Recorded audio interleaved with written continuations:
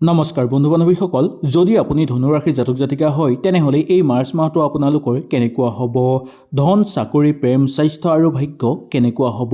আজিৰ ভিডিঅ'টোৰ যোগেদি আমি জানিম ধনুৰাশি জাতক জাতিকাসকলৰ মাৰ্চ মাহৰ সম্পূৰ্ণ ৰাশিফল শিতানটো। আজিৰ ভিডিঅ'টো আপোনালোকে শেষলৈকে চাব, কাৰণ শেষত মই এটা বিশেষ প্ৰতিকাৰৰ কথা জনাম, যি প্ৰতিকাৰ যদি আপোনালোকে কৰে তেনেহ'লে আপোনালোকৰ ভাগ্য শক্তিশালী হৈ পৰিব। আহক তেনেহ'লে আমি বেছি দেৰি নকৰি সুন্দৰভাৱে জানি লওঁ। যদি ভিডিঅ'টো ভাল লাগে লাইক এটা কৰি আমাৰ মনোবল বঢ়াব আৰু আপোনালোকৰ বন্ধুবৰ্গৰ লগত শ্বেয়াৰ কৰি তেওঁলোককো উপকৃত কৰিব। ধনুৰাশি জাতক জাতিকাসকলৰ বাবে এই মাৰ্চ মাহটো মিশ্ৰিত ফলদায়কৰ মাহ বুলি ক'ব পৰা যায়। এই মাহত জীৱনত কিছু নতুন সুযোগ আপোনালোকে লাভ কৰিব পাৰিব। বিশেষকৈ কৰ্ম জীৱনত আৰু ধনৰ ক্ষেত্ৰত কিছু উন্নতিৰ সংকেত দেখিবলৈ পাব। কিন্তু এই মাহত আপোনালোকে এটা কথাৰ প্ৰতি লক্ষ্য ৰাখিব লাগিব, যিকোনো ক্ষেত্ৰত আপোনালোকে ধৈৰ্য ধৰি আগভাগ ল'ব লাগিব। সিদ্ধান্ত লোৱাৰ ক্ষেত্ৰত আপোনালোকৰ সমস্যাৰ সন্মুখীন হোৱাৰ সম্ভাৱনা দেখিবলৈ পোৱা যাব।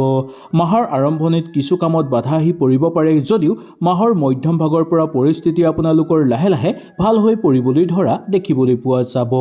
ধনুৰাশি লোকসকলৰ কাৰণে এই মাৰ্চ মাহটো কৰ্মক্ষেত্ৰত যথেষ্ট গুৰুত্বপূৰ্ণ মাহ বুলি ক'ব পৰা যায়। যিসকল লোকে চাকৰি কৰি আছে তেওঁলোকৰ কাৰণে নতুন দায়িত্ব আহিব।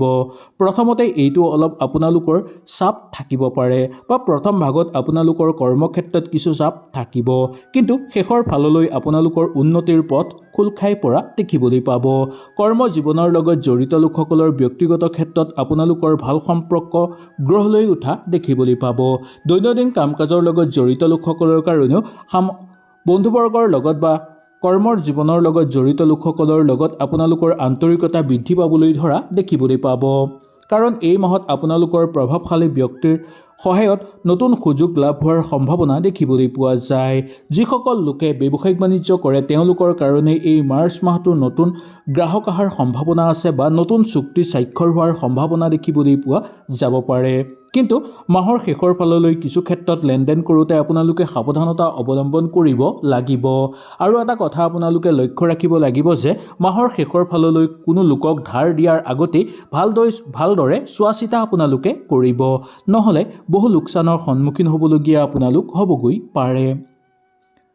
ধনুৰাশি জাতক জাতিকাসকলৰ এই মাৰ্চ মাহত ধন আৰু আৰ্থিক অৱস্থা কেনেকুৱা হ'ব ইয়াৰ বিষয়েও আমি সুন্দৰভাৱে জানি লওঁ আহক। মাৰ্চ মাহত ধনুৰাশি জাতক জাতিকাসকলৰ আৰ্থিক অৱস্থাৰ ক্ষেত্ৰত মধ্যম থাকিব, যদিও স্থিতি আপোনালোকৰ থাকিব। আয় হ'ব, কিন্তু খৰচ অলপ বৃদ্ধি পাব পাৰে। এই সময়ত অপ্ৰয়োজনীয় খৰচ কমাবলৈ আপোনালোকে চেষ্টা কৰিব লাগিব। বিলাসী বস্তু কিনাতকৈ আপোনালোকে সঞ্চয়ৰ প্ৰতি গুৰুত্ব দিব লাগিব। যিসকলে নতুন বিনিয়োগ কৰিব বিচাৰে তেওঁলোকৰ কাৰণে ভালকৈ চিন্তা কৰি সিদ্ধান্ত লোৱাটো অত্যন্ত দৰকাৰ বুলি ক'ব পৰা যায়। মাহৰ মধ্যম ভাগত হঠাৎ আপোনালোকৰ ঘৰলৈ ধন লাভ হ'ব। কোনো পুৰণি টকা আপোনালোকৰ জীৱনলৈ ঘূৰি অহাৰ প্ৰবল সম্ভাৱনা দেখিবলৈ পোৱা যাব পাৰে। ধনুৰাশি জাতক জাতিকাসকলৰ এই মাৰ্চ মাহত প্ৰেম আৰু বৈবাহিক জীৱন কেনেকুৱা হ'ব তাৰ বিষয়েও আমি জানি লোৱাটো উচিত। ধনুৰাশি জাতক জাতিকাসকলৰ প্ৰেমৰ জীৱনত এই মাহত কিছু পৰিৱৰ্তনে দেখা দিব পাৰে। যিসকল লোক অবিবাহিত তেওঁলোকৰ জীৱনলৈ নতুন প্ৰেম অহাৰ সম্ভাৱনা দেখিবলৈ পোৱা যায়। কিন্তু ইতিমধ্যে সম্পৰ্ক যদি আপোনালোকে আছে তেওঁলোকৰ মাজত ভুল বুজাবুজি হোৱাৰ সম্ভাৱনা দেখিবলৈ পোৱা যাব পাৰে। কিন্তু এটা কথা ক'ব লাগিব যে মাহৰ শেষৰ ফাললৈ প্ৰেম বিবাহৰ প্ৰবল যুগ নামি অহাৰ সম্ভাৱনা দেখিবলৈ পোৱা যায়। সেইকাৰণে তেওঁলোকে জীৱন সংগীৰ লগত অলপ বেছি সময় ধৰি কথা পাতিবলৈ চেষ্টা কৰিব আৰু ধৈৰ্য ধৰি চলিবলৈ চেষ্টা কৰিব। বিবাহিত লোকসকলৰ কাৰণে মাহৰ শেষৰ ফাললৈ পৰিয়ালৰ সৈতে আপোনালোকৰ ভাল সম্পৰ্ক গঢ় লৈ উঠিব, আৰু পৰিয়ালৰ মাজত আপোনালোকৰ সুখ সমৃদ্ধি আৰু আনন্দৰ লগতে নতুন সুযোগো লাভ কৰিবলৈ সক্ষম হ'ব। শিক্ষা আৰু পৰীক্ষাৰ ক্ষেত্ৰত ক'বলৈ হ'লে এই মাৰ্চ মাহটো ছাত্ৰ ছাত্ৰীসকলৰ কাৰণে যথেষ্ট ভাল বুলি ক'ব পৰা যায়। পঢ়া শুনাৰ ক্ষেত্ৰত এই মাহত আপোনালোকৰ মনোযোগ বৃদ্ধি পাবলৈ ধৰিব। বিশেষকৈ যিসকল লোকে প্ৰতিযোগিতামূলক পৰীক্ষাৰ বাবে প্ৰস্তুতি চলাই আছে তেওঁলোকৰ কাৰণে এই মাহটো যথেষ্ট পৰিমাণে উন্নত মাহ বুলি ক'ব পৰা যায়। গুৰুজন বা শিক্ষাগুৰুৰ পৰা সহায় সহযোগিতাও আপোনালোকে লাভ কৰিব পাৰিব। শিক্ষাৰ মানদণ্ড আপোনালোকৰ বৃদ্ধি পাবলৈ ধৰিব। শিক্ষাৰ মান সামাজিক ক্ষেত্ৰত বৃদ্ধি পোৱাৰ কাৰণে সামাজিক ক্ষেত্ৰতো আপোনালোকৰ মান সন্মান বৃদ্ধি পাবলৈ ধৰা দেখিবলৈ পাব। কিবা চাকৰিৰ কাৰণে যদি আপোনালোকে সাজু হৈ আছে তেনেহ'লে এই মাহটো আপোনালোকৰ কাৰণে যথেষ্ট ভাল বুলি ক'ব পৰা যায়। নিবনুৱাসকলৰ কাৰণেও কৰ্মপ্ৰাপ্তিৰ যুগ নামি আহিব বা কৰ্ম লাভৰ ইংগিত আপোনালোকে লাভ কৰিবলৈ সক্ষম হোৱা দেখিবলৈ পোৱা যাব। ধনুৰাশিৰ জাতক জাতিকাসকলৰ এই মাৰ্চ মাহটো স্বাস্থ্যৰ কথা ক'বলৈ হ'লে স্বাস্থ্যৰ ক্ষেত্ৰত এই মাহটো আপোনালোকৰ সাধাৰণভাৱে পাৰ হ'ব, কিন্তু অলপ মানসিক চাপৰ অনুভৱ আপোনালোকে পাব পাৰে। সেয়েহে নিয়মিত আপোনালোকে ব্যায়াম কৰিব, জ্যেষ্ঠজনৰ পৰা আপোনালোকে সুপৰামৰ্শ ল'বলৈ চেষ্টা কৰিব আৰু স্বাস্থ্যৱান খাদ্য আহাৰ হিচাপে গ্ৰহণ কৰিবলৈ চেষ্টা কৰিব। যোগাভ্যাস কৰিব পাৰে বা ধ্যান কৰিলে মানসিক শান্তি লাভ হ'বলৈ ধৰিব আপোনালোকৰ।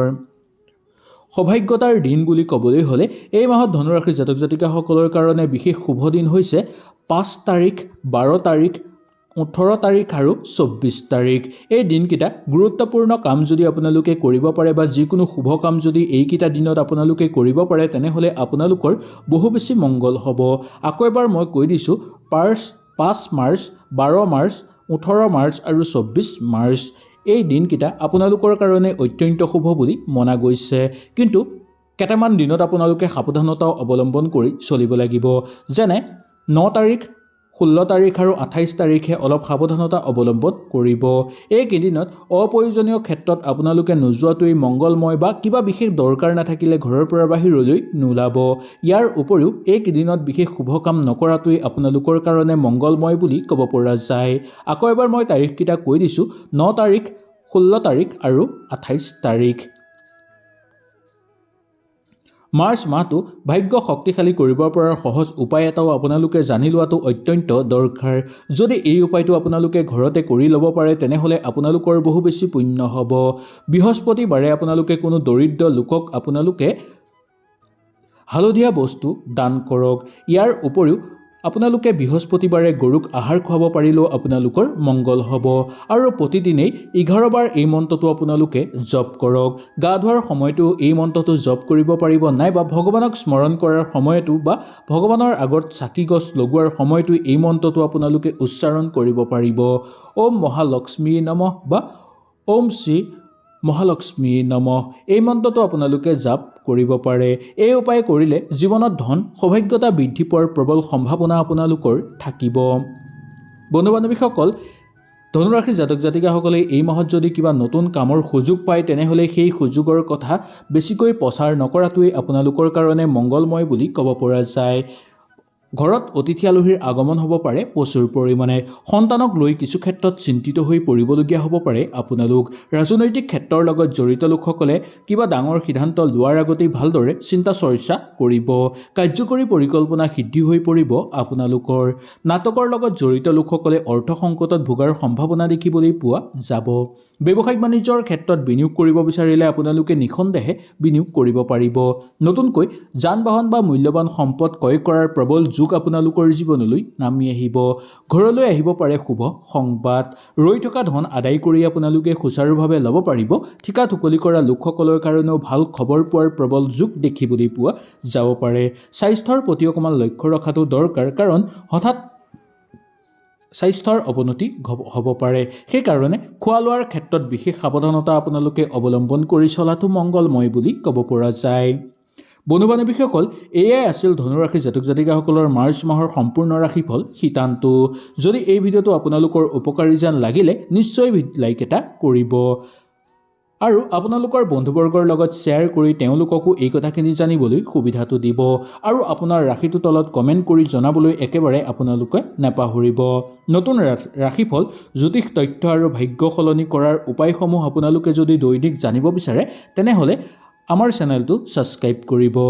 তেনেহ'লে আজিলৈ আপোনালোকৰ ওচৰৰ পৰা বিদায় লৈছোঁ। কালিলৈ পুনৰ আপোনালোকক লগ পোৱাৰ প্ৰতিশ্ৰুতিৰে আজিলৈ নমস্কাৰ।